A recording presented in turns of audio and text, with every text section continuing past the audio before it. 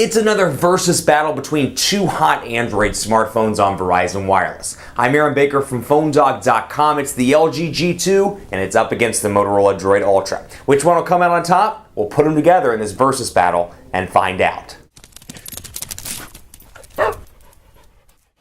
It's another versus battle between two hot Android smartphones. This time around, both are on Verizon Wireless. Now, first of all, you're going to have to forgive me. My voice is a little bit crazy right now. I'm a little bit under the weather, and so forgive me for my random ups and downs that you probably hear on my voice. So we'll take a look here at both of these devices and see which one comes out on top. But this is the LG G2, a very popular device by LG, LG's current flagship device available in the US on multiple carriers, and this thing's got some killer specifications all around. Then you've got the Motorola Droid Ultra over here. Droid's line, obviously synonymous with Verizon Wireless. This is a high-end Motorola device. It joins the Motorola Droid Mini, the Droid Ultra, and the Droid Max on the nation's largest wireless carrier. Now, specs-wise, on the LG G2, you're looking at a 2.3 gigahertz Snapdragon 800 CPU that's quad-core here, a 5.2-inch 1080p HD display on this device, 13-megapixel camera on the back with optical image stabilization, and you can see the difference here in overall design and look and feel between this version, the Verizon version, and then the GSM/AT&T/T-Mobile version. And by GSM, I mean unlocked. Obviously, those two carriers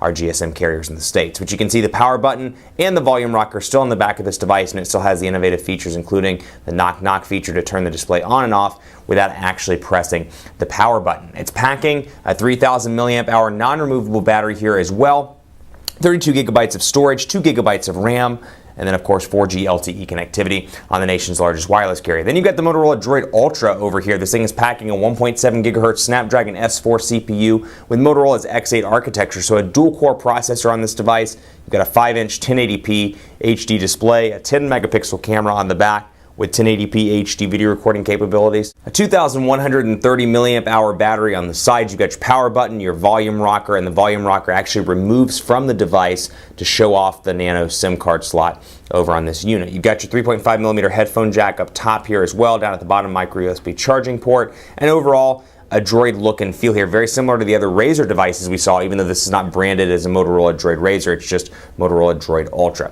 G2 here, very thin as well, has wireless charging capabilities, packs, and I should point out this packs 16 gigabytes of internal storage, whereas this packs 32 gigabytes of internal storage. Now, both of these are rocking Android 4.2, but you can see a markedly different feel here between these two devices. First of all, this looks very much like what we've seen from LG in the past, a nice revised version of their user interface, packing Android 4.2 Jelly Bean with some applications out of the box as you'd expect from Verizon Wireless. You got accessories, Amazon, Amazon Kindle, Amazon MP3, App Store, Audible, Play Movies and TV, which is a Google thing, mobile hotspot, My Verizon Mobile, NFL Mobile, voicemail, VZ Navigator, VZ Security, and you've got quite a few of those over here as well. VZ Navigator, voicemail, VZ Security, Verizon Tones, My Verizon Mobile, mobile hotspot.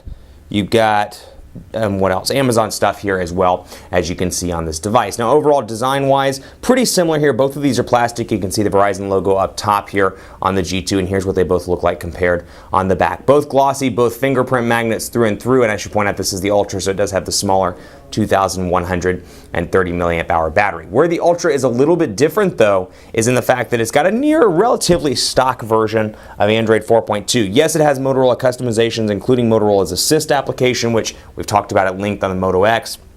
Options here to activate driving mode, meeting mode, and sleeping mode. And as you would expect, we talked again very extensively about this. Driving mode allows you to stay focused on the road. You can have the phone read text messages to you. Meeting mode, it'll look at your calendar and tell you when you have meetings, and it can silence the phone. So, for example, if you have a meeting from 11 to 6, it can silence it. We'll load up Quadrant Standard and take a quick look at both of these and see how they perform in that department, because much has been made about the Motorola Droid Ultra having a dual-core processor as opposed to a device like the G2 that has a quad-core processor. So we'll load up Quadrant Standard and take a look. And keep in mind, Quadrant Standard is never indicative of day-to-day performance. Both of these devices are exceptionally fast all around. I've been very pleased, and they're both very easy to hold in the hand. I think for a lot of people, and I say this in almost every video, 4.7 to 5.2 is a great sweet spot for a lot of people. This is 5.2 inches. LG says this is as large as you can get and still manage with one hand. Then you've got this device over here that has a 5-inch display as well. And even though the display over on the Droid Ultra is a 720p display,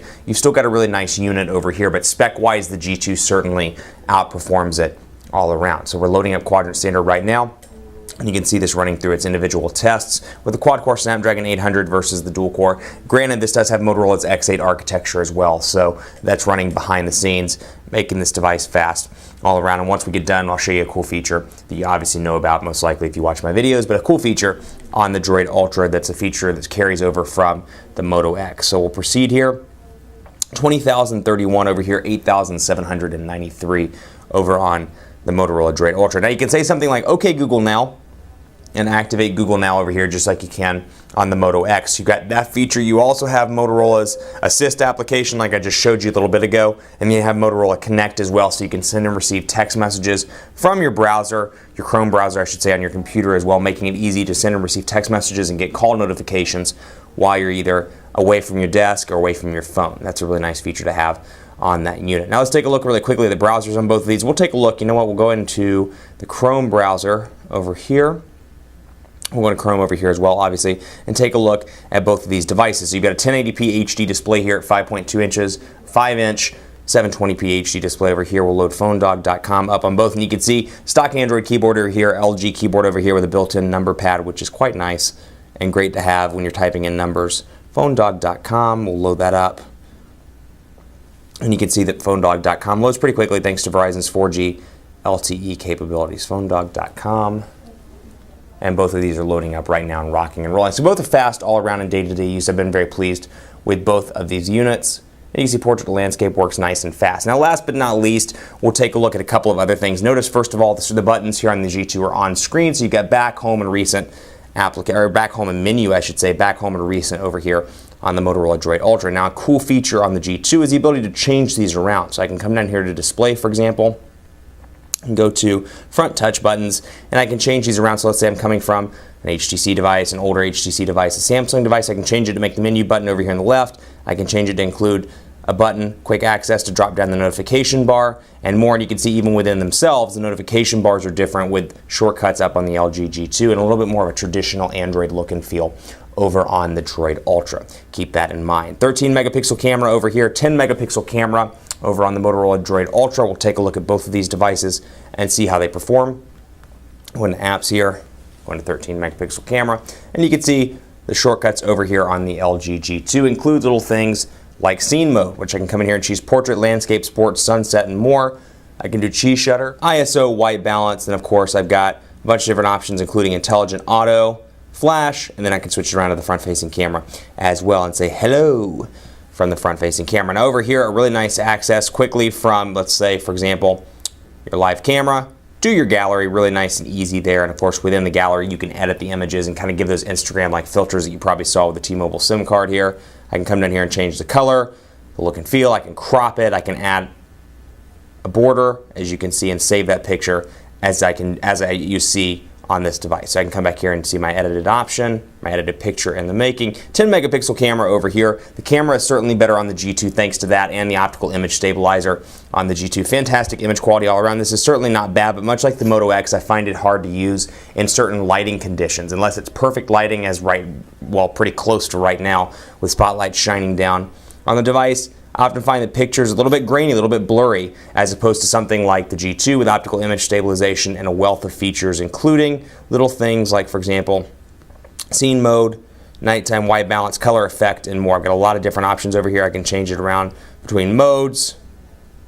Then I can change things around cheese shutter and more. So a lot of different options to really make this device your own. So the winner of the Versus battle, as you would probably expect, is the LG G2. It's available at Verizon Wireless right now. It packs a quad-core CPU. It packs a really nice user interface. It's definitely evolved from what we've seen from LG in the past. I really like this device a lot. 5.2 inches, nice sweet spot. It's still very pocketable and a natural feel here for the power button on this unit. Potential downsides, it's hard to find any potential downsides on the G2. It's really a tough call. It just depends on what you like. Maybe you're a person that prefers a little bit more of a stock Android look and feel. In that case, the Droid Ultra, or even better perhaps, the Droid Max, could be a great device for you on Verizon Wireless. Keep it locked on phonedog.com. I'm on Twitter at phonedog_Aaron. I'm on Facebook at facebook.com/HiAaronBaker. Would love to hear what you think of both of these devices. Let me know on Twitter or on Facebook. Thanks for watching. I'll see you next time.